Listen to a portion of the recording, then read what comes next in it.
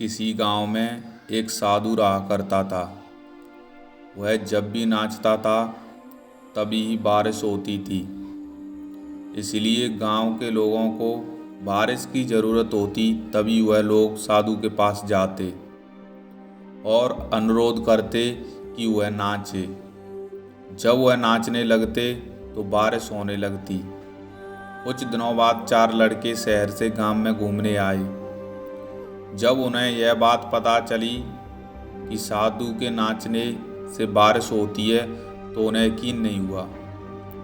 शहरी पढ़ाई लिखाई के घमंड में उन्होंने गांव वालों को चुनौती दे दी कि हम भी नाचेंगे तो बारिश होगी, और अगर हमारे नाचने से बारिश नहीं हुई तो साधु के नाचने से भी बारिश नहीं होगी। अगले दिन सुबह सुबह गांव वाले उन 4 लड़कों को लेकर साधु की कुटिया पर गए। गांव वालों ने साधु को सारी बात बताई। फिर उन लड़कों ने नाचना शुरू किया। पहले लड़के ने नाचना शुरू किया। आधा घंटा बीत गया। पहला लड़का थक कर बैठ गया पर बादल नहीं दिखे। कुछ देर बाद दूसरे लड़के ने नाचना शुरू किया और 1 घंटे बीतते बीतते वह भी थक कर बैठ गया। बाकी उन दोनों लड़कों ने भी ऐसा ही किया और बारिश नहीं हुई। फिर साधु की बारी आई। साधु ने नाचना शुरू किया। नाचते नाचते 2 घंटे बीत गए, 3 घंटे बीत गए, फिर भी बारिश नहीं हुई। 4 घंटे हो गए। फिर साधु नाचता रहा और साधु तो रुकने का नाम ही नहीं ले रहा था, नाचता रहा। धीरे धीरे शाम ढलने लगी। तभी बादलों की गड़गड़ाहट सुनाई दी और थोड़ी देर बाद जोरदार बारिश होने लगी।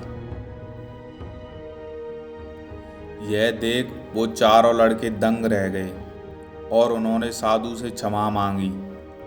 फिर चारों लड़कों ने साधु से पूछा, भला ऐसा क्यों कि हमारे नाचने से बारिश नहीं हुई और आपके नाचने से बारिश हो गई? साधु ने उत्तर दिया, जब मैं नाचता हूँ तो 2 बातों का ध्यान रखता हूँ। पहली बात तो यह है कि मैं नाचूंगा तो बारिश को होना ही पड़ेगा, और दूसरी बात यह है कि मैं जब तक नाचूंगा जब तक कि बारिश ना हो जाए। सफलता पाने वाले में भी यही गुण विद्यमान होता है कि वो जो भी काम करते हैं उन्हें सफलता होने का पूरा भरोसा होता है, और वे तब तक उस काम को करते हैं जब तक कि वह उसमें सफल ना हो जाएं। इसीलिए हमें सफलता हासिल करनी है तो हमें साधु की तरह ही कार्य करना होगा।